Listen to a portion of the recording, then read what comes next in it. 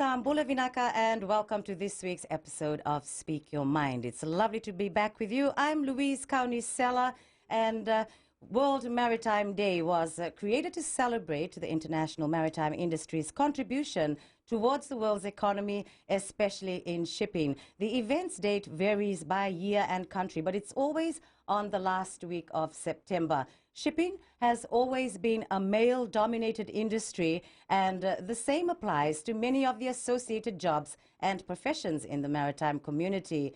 The theme of this year's World Maritime Day 2019 is empowering women in the maritime community. And it's only fitting that our guests who've been invited to the studio today, well, we happen to have MSEF Senior Standard and Conformance Officer, who is in fact a Class 3 Master Captain and the first female captain of Fiji. Now that is some achievement, and well, she has a Master of Science in Maritime Affairs, and she is a graduate of this and from the World Maritime University in Sweden.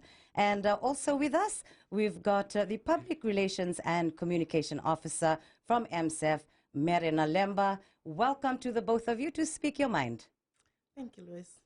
All right, so thank you, Louis. Yes, you're most welcome. Now, before we go into detail about World Maritime Day, could you tell us a little history of how the International Maritime Organization, IMO, was formed and why? Okay, so Louis, IMO is actually a governing body for its member states, of which Fiji is party to. So shipping nations came together with this idea to actually establish a international regulatory body which can set rules and regulations of which all its member states can all link to when they're out in their own EEZ or international waters. So this is where the idea of having a international regulatory body came about. So in 1948, an international conference in Geneva adopted a convention formally establishing IMO. So it was formerly known as the International Governmental Maritime Consultative Organization before the name change came about in 1982 to IMO, which is it's now called. So the IMO convention entered into force in 1958, and the new organization met for the very first time the following year. So that's a brief history of how IMO came about. So that was the first World Maritime Day held just the year after, no? The first World Maritime Day was held in March of 1974. Okay. Yes. Oh, that's quite a long time ago. Long time ago. And then back then there was only about 21 member states. Currently it has grown from 21 member states to 167. And lucky for us, Fiji is part of it. Oh, that's fantastic. It's important to be a member state. Yes, Maybe you can give some of the reasons why. Okay. Okay, under the International Maritime Organization, what they do is they set out conventions for all the maritime countries.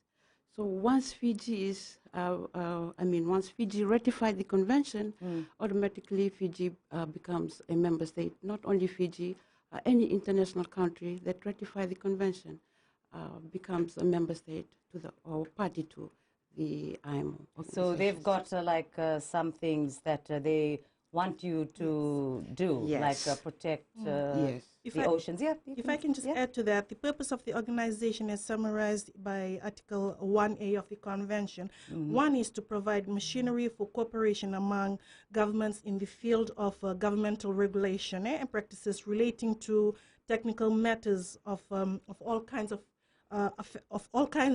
issues affecting shipping engaged with international trade. Right. And the second one is to encourage and facilitate the general adoption of the highest practicable standards in matters concerning maritime safety, efficiency of navigation, prevention and control of marine pollution from ships. Oh, I see. So, I mean, there's a lot involved. Yeah, it Yes. covers a wide Yes. area. Okay. Yeah. So, what is the focus of World Maritime Day, and what is its theme this year again? Maybe Offa might like to share with us. The World Maritime Day has been a global celebration for many years now. Because Fiji is a member state of the International Maritime Organization, it is important that we observe and celebrate these days, which is an opportunity to highlight achievements of seafarers and those that work tirelessly in ensuring that trade through transportation by sea is done effectively and efficiently. The theme for this year's World Maritime Day is Empowering Women in Maritime Community. I believe the theme is self-explanatory, as many perceive this area of work to be suitable for men. Right, yes. But women are slowly venturing out of their comfort zones and are actually creating waves in the world many think is idle for men. Back to your question, Louise, WMD, World Maritime Day, will be celebrated on September 25th, and the celebration will be held at Sukuna Park. Okay. The organizing committee is currently working on finalizing the program as we speak. Oh, that's nice. And maybe would you like to share with us briefly, in a nutshell, the Maritime Safety Authority? When did it begin in Fiji? And the work that it's involved with, very, I mean, I know you might go on all for the whole hour. But whatever you think is fit to share. Okay, the Maritime Safety Authority of Fiji, under the Ministry of Infrastructure and Transport, is a statutory agency established by the state to perform the nodal role in matters related to maritime safety, security, and protection of the marine environment. Okay. And to take necessary measures to meet the national and international obligations. Okay, that's clear enough. But we'll be back soon on Speak Your Mind, Gold FM, only the classic hits.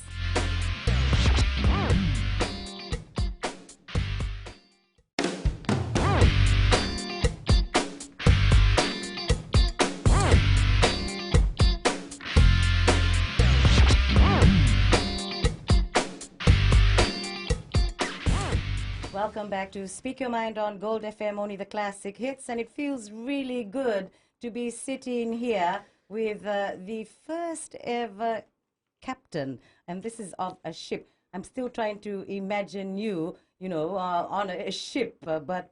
Yes, Offa Ngarase is in fact a Class 3 Master Captain. And she is a graduate with a Master of Science in Maritime Affairs.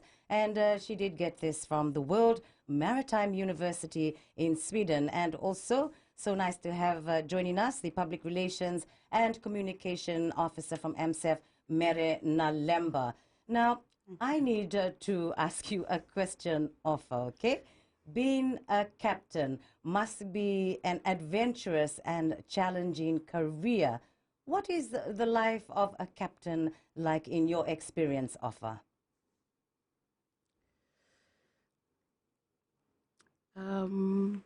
As a master, you are in command, and it's easy to point out crew members with what they are good at.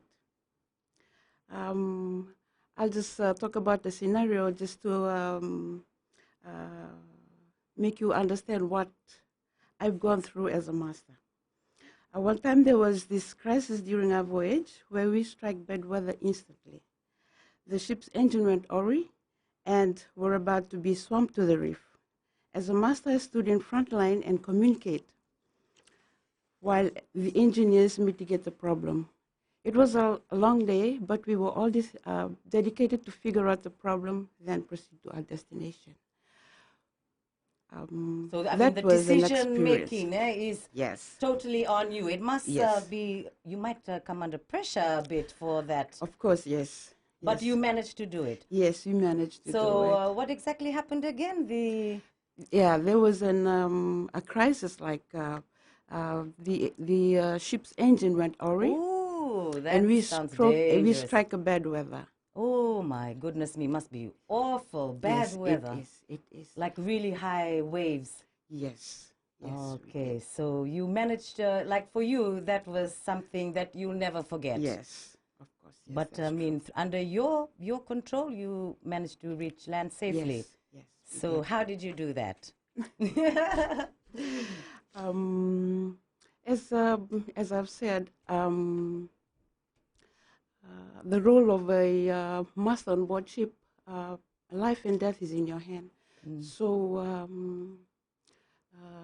mainly, as a master and you as a leader, you have to strategize. You have to a person who solves problem before it happens.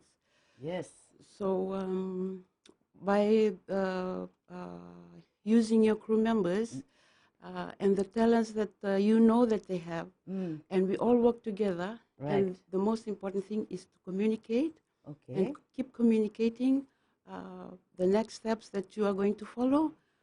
I think you won't find any problem because then working together as you team, eh? communicate as a team, finally you will reach your destination. So how many crew members did you have under you then? There were about 15 crew members. Oh man, I mean, I had one bad experience on a boat, but it wasn't a big boat like yours. It was like a little sort of a Small. punt, and the engine went off. Oh my goodness me! But I probably would have been about 17 years old. But anyway, forget that. But just tell us about your experience while doing your training. How did you become interested to be a captain of a ship? To be honest, it was a dream come true. Since I was a kid, our means of transportation is by boat, and since then, that what encouraged me to maintain that seamanship and to continue as a seafarer. So as I grow up, I didn't really know that there was such thing as a female seafarer. Right. But I come to realize that there was a maritime school. So I thought of joining the school. And then from there, I managed to join a ship and become a deck cadet, and then finally, I actually become a master. It's just amazing, honestly. I mean, to have that goal, you must have had it at a very young age. So you are from I'm from Taviuni. Taviuni. Oh my goodness me. You Kai. Yes, because I'm from Taviuni as well. Oh, that's lovely to know. So you make me even more prouder now. Oh, Thank okay. you. So you from Taviuni, and I just and then you had that goal at what age? While growing up, I was still a child. I haven't started class yet because, as I've said, growing up, I was like all the time, especially while traveling, I always engaged on a boat. So you love the sea, obviously, Yes. and your vision was already there. What about Yes. your parents? What did they think? First of all, when they realized that I was going to join a ship, since then it was like it's a norm that female is not allowed to go on board a vessel. Well, I can imagine. Yes. But then realizing that the way that we were brought up, it's easy for them to adopt to the situation that I'm in and where I'm heading to as my career. So they were supportive. Yes. So are they still on the beautiful isle, the Garden Isle of Taviuni, or are they in Suva? Unfortunately, both of them has passed away. Oh, I'm so sorry. But did they manage to be able to see you achieve your Yes. being yes, a captain yes, of a ship? Yes, they did. Oh, that's lovely, man. Now, how long did you serve as a sea captain?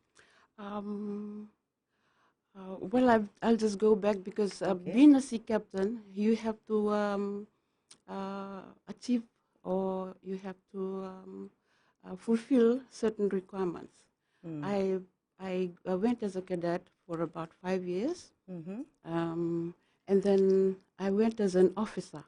And the total number of times that I've been serving as a seafarer is about 15 years. Okay. And That's a lot of experience, 15 Yes. years, yes.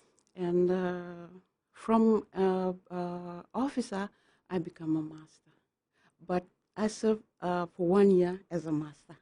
Man, what was your experience like? But we'll have to come back on Speak Your Mind. Thank you for your company. We'll be back soon.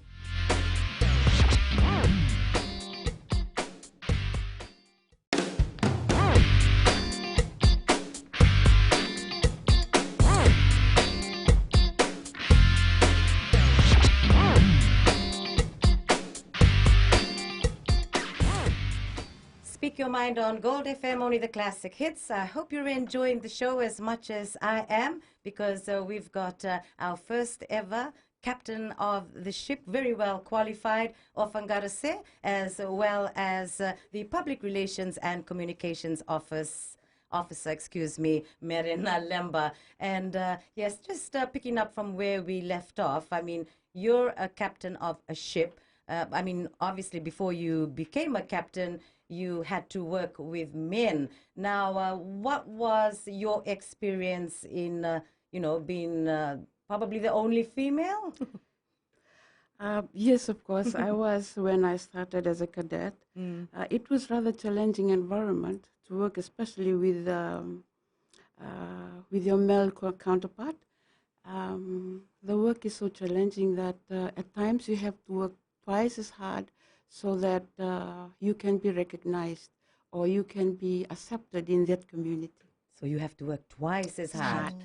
Oh, so that, they won't be like, oh, she's lazy, she can't do this, she can't do that. Because it must be tough work. Yes. I mean, what kind? I mean, handling, tough jobs. Yes.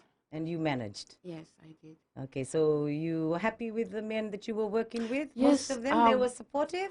When I started, it was rather hard because you can see that there's differences, not just by what the remarks they said, even by the body language. I can imagine, Yes.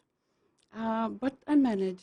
You're a strong woman then. Thank you. Yes, I mean, all women are strong, I should say. Yeah. Okay, so what are the main reasons for less women seafarers in the maritime industry? I mean, obviously, we've had Offa touch a bit on that, but Mary, maybe you would like to add on. Okay, well, in fact, Louis, the numbers are increasing. Good. Say, Fiji has about 92 registered female seafarers. And if we were to compare ourselves to countries like Israel, who only have 2. Oh, that's pretty good. So 92. 92. Not We have bad. 92, yeah. So world over, the number is about 23,000 of the International Transport Federation's total membership. That is equivalent to 1 to 2% of the world's 1.25 million seafarers. But amazingly, Fiji makes up of 92 of the total 23,000. Okay, but that's not bad at all. Yeah. Many women are actually considering a career in the maritime sector now. And As we speak. As we speak. And then the fact that we have female seafarers is encouraging, because countries like Israel, like I had mentioned, only have 2 female seafarers. And then there are countries who do not have Any female seafarers at all. So here in Fiji, many thanks to female seafarers and aspiring female seafarers who are actually in school, Fiji Maritime Academy, shifting their career choice towards the maritime sector. Right. Okay, so it's like you said, there's a bit of a shift now. There are more women who are interested in doing the job, and I suppose it's also changing the mindset of men who are seafarers. Yes, that's true, Lois. Have they been more accepting now? And well, I suppose in these times, they're probably happy to have a woman on board. Yeah, traditionally, as you said, it's a man's world. But that perception is slowly changing, and it has to change, not because gender equality becoming a universal expectation in the 21st century, but because the shipping industry needs women to ensure its own sustainability. Exactly, because I mean, we need women in every field Yes. to have a successful whatever. But I know that the UN, it's one of the 17 goals that support the Sustainable Development Agenda, which countries all over the world have pledged to implement because they've recognized that we need women to, you know, be a part of everything because obviously it will work much better. I think it's just part of our make. We take no for an answer. When one door closes, we knock on another. Exactly, we got the spirit. That's the way. Okay, so like you've said, we do have women interested in the field of maritime. Are there many enrolled to study maritime courses or are studying now? In fact, last semester for this year, semester 1, 2019, Fiji Maritime Academy had the highest number of women enrolled. They came about, there was 20 female students. On average, that's the highest they've had so far. And we'd like to thank Sherin Kanawale. She's a lecturer at FMA. She's about a master as well. Okay. She's been very proactive in getting females to come on board to enroll and further their You know, excuse me. that is so good because Yes. it's like having a mentor. Yes, Yeah. that's her to the aspiring female seafarers. She's actually taking her time out, calling them up. Those that had served time and decided to stay home, she's actually calling them up, encouraging them to come back to school to continue with their studies. Because I mean, like, and then there's this group, the Stirring Fiji Women Seafarers. This group consists of Offa and Shireen. They're leading the group, and they're actually providing mentoring and counseling services to the girls, to the ladies who are willing to be part of the maritime sector. And it's been the response has been positive. Yeah, that's great. So, how long do you study for to be able to? I mean, it depends on what you want to be in the maritime industry. Well, for you, you're a captain, so Yes. maybe you can explain how long you study for, Okay, I started as a cadet, right? and there are 5 stages. So the first stage is about 3 months, and you have to be at school. The second stage, you have to do a sea time of 1 year. Oh, that might be a challenging one. And the strand goes on until the 5th stage, where you come back and graduate. It's almost 4 years. Okay, well, that's not too long. No. So, what were the challenges that you faced while you were studying these 4 years? I mean, when you went as a cadet, what challenges did you face? That's a very good question. The only challenge which I face, and I think we're still facing now as a female seafarer, is boarding ships. The recruiting agencies, they tend to choose whom to come in or who to board the ship. And as a female, it's really hard to get onto one of those ships. Okay. Yes. Okay, so you have to be, I suppose, really fit as well, like training, Yes. I'm sure. Yes. Okay, but unfortunately, we'll be back soon on Speak Your Mind, Gold FM, only the classic hits.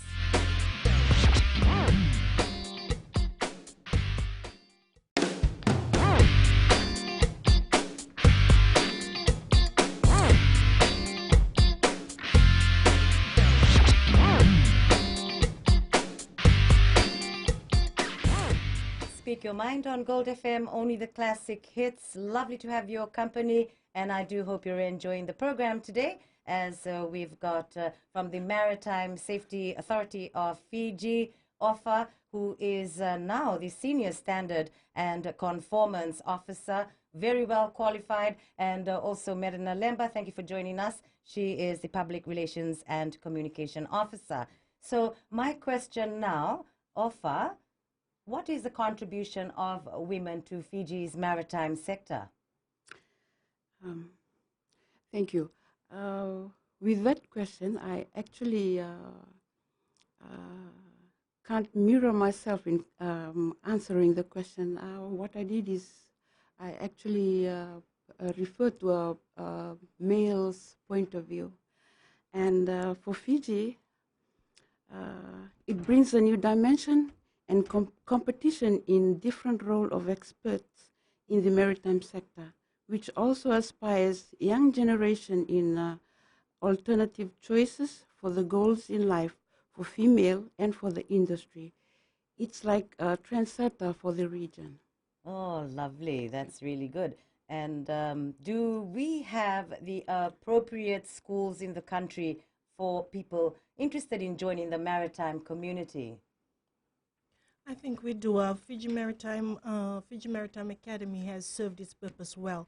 Most of our seafarers who are on foreign-going ships making it big overseas countries went through this school, and I believe we've got a product of FMA sitting right here in this studio right now. Offer. Yes. So I'm pretty sure they do have the appropriate syllabus in school, Yes. whereby children are receiving proper education in line with that, in line with the work that they're after. So where are the schools situated? Fiji Maritime Academy along Queen Elizabeth Drive here at Nasese. Right. Yeah. So that's the main one? That is the main one. That's the only one? Only Oh, one. it's That's the the only only one, one. yeah. So how many students can they take? I'm sorry, Louis, we're not in position to answer Oh, that. okay. That's a different institution Oh, okay. altogether, yes. Okay, right. So FMA comes under FNU, Fiji National University. oh, I Yeah. see. Okay, so that's good. And how can we encourage female participation in the maritime industry? For those women who are interested in taking up a job at sea, I would suggest that it is not for the faint-hearted. It involves a tremendous amount of physical endurance as well as a mental and emotional resolve to stick at it through thick and thin. You should also be quite independent and self-sufficient, but the rewards are incredible as one gets to live a completely different life from those on land. A wonderful opportunity to see the world and to experience the different moods of the sea. Yeah, must be lovely. I mean, you've been through that. What countries have you been to? Well, I mean, you don't have to say all, but I'm sure the ones that you remember the best, maybe? In Hawaii. Okay, Yes. that's very nice. All right, so does the maritime industry offer great employment opportunities for male and female seafarers alike?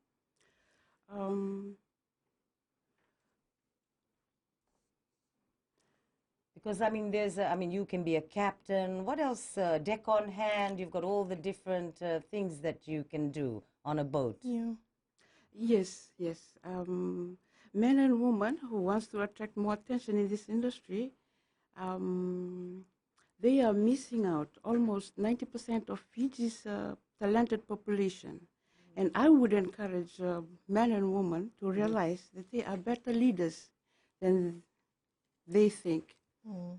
Yes, I In mean, this it's area. like challenging yourself. Yes.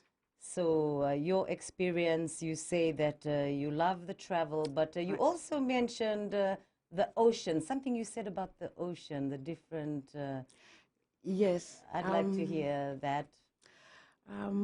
My experience while on board a ship, the best time of sailing is when the sea is rough. Wow. And because you all the time you'll be awake, and you wouldn't be so boring, because then you are so stuck into in a ship, and you can go out. Boy. So the only best time to sail is when the sea is rough. So when you say rough, how many knots would that be around? Because I say the weather on air. I'm interested to know, well, maybe like rough sea would be 20 to 25 knots? Yes. Boy, so you have to, I mean, imagine the boat just rocking in that Yes. rough water. Yes. And you never got seasick? No. Well, that's lucky, though. Mary, what about you? You get seasick? Yes, I do. I do, Louis, yes.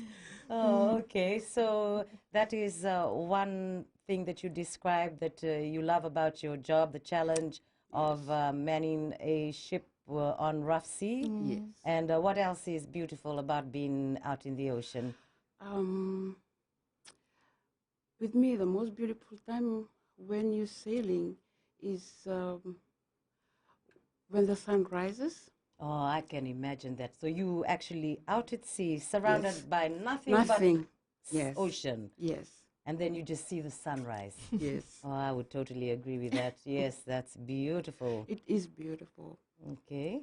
And well, my experience being out in the seas when it got dark, I found that very amazing as Amazing? well. And I described it like a blanket. Yes. You That's know, is correct. that a good description? I Yes. don't know. But yes, I mean, it has, it just disappears into darkness. Yes. And I thought that was amazing because I was in a little punt in the middle of the sea. But luckily, I managed to reach land.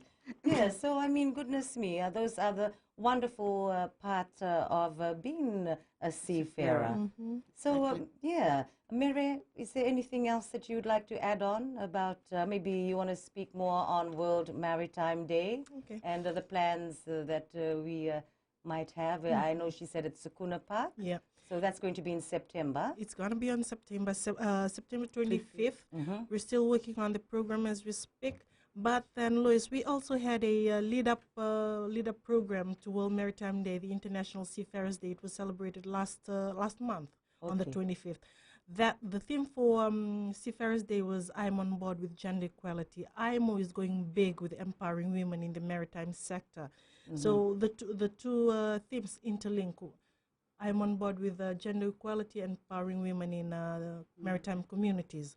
So for Seafarers Day, again, the Steering Fiji Women Seafarers, girl-dominated, women-dominated group took the leading role in organizing Seafarers Day. And I was surprised by the amount of support they received from organizations, corporate companies, individuals who would just call them up, contacting them, telling them, I've got $100 here for the organization just so you can organize a Seafarers Day.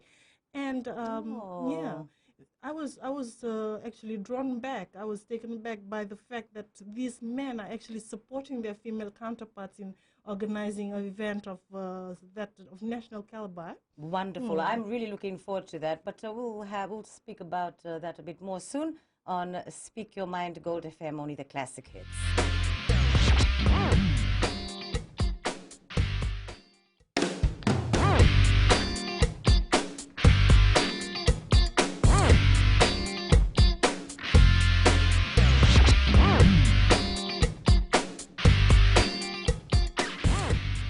Your Mind on Gold FM, only the classic hits. I hope you're enjoying the program. And we've got from the Maritime Safety Authority of Fiji, the Standard and Conformance Officer, who is in fact a Class 3 Master Captain. And we've got from the MSAF as well, Merina Lemba, the Public Relations and Communication Officer. So as we move on with our questions, I would like to ask Offer again, if someone might be listening right now, what is the one best piece of advice you can offer to a young man or woman who is considering entering the maritime industry, just to convince them?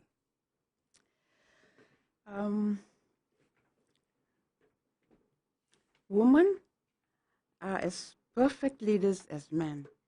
So I would encourage everybody, man and woman, who wants to attract this more talent into this industry. You must tell yourself or encourage the youth of today to realize that they are better leaders and come in and join this career as a seafarer. Lovely. Okay, so now you are a Standard and Conformance Officer. So what does your job involve now?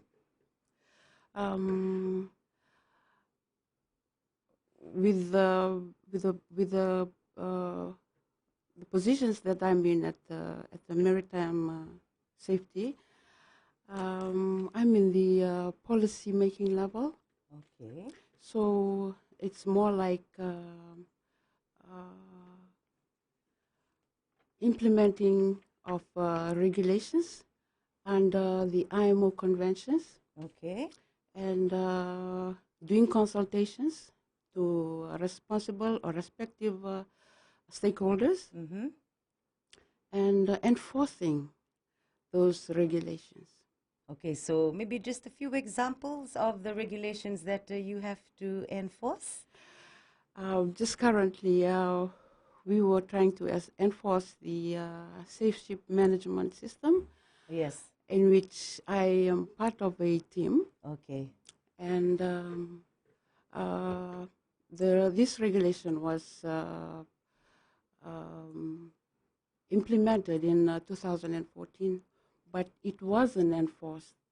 So what we did is, since the requirement to this regulation is the stakeholders need to have certain level of knowledge. Oh, I see. Since they don't have that knowledge, we actually went to them and try and teach them on how to prepare their documents. Okay. So as a regulator, we come down to that level, and then we try and teach them with the requirements that we have under the regulation. Okay, so some of these requirements would obviously be for being safe on a ship. Yes, of course. Lifeboats, Yes. life jackets. All the safety procedures on board a vessel. Oh, yeah, That okay. includes the ship, Right? the personnel, and the environment. Which is so important. Yes. And you're doing a good job. Thank you. Thank We need enforcement. Sometimes people get away with so much, Yes. and it's time to be strict because Exactly. it involves lives. Yes. Exactly. And my friend Mere, World Maritime Day. What do we have coming up in September at Sukuna Park? There'll be a lot of activities, Louise, a lot of activities. We've got quizzes lined up for students. We're actually working in partnership with the Ministry of Education to get our secondary school students. This is it's more like a careers expo for our students, just so that they can come down to Schooner Park and have a look around at all the stalls, our stakeholders that will be down at Schooner Park, just showcasing their services and products. And by then we can also get the secondary school students who are almost maybe in years 12 and 13, just to have a quick look into what the maritime sector has to offer in terms of career choices for them. Oh, wow. So we've got that. We've got entertainment. We've got refreshments for the students as well. Oh, that'll be really nice. So it's going to be on like a weekend, Saturday or weekday? I think it's going to be on a Wednesday. If the 25th falls on a Wednesday, it's going to be on Wednesday. Okay. So it's definitely on the 25th Yes, of September. 25th of September. In fact, this celebration is celebrated in some countries. It's a week-long celebration. Oh. For shipping nations, for countries where seafarers are part of the nation.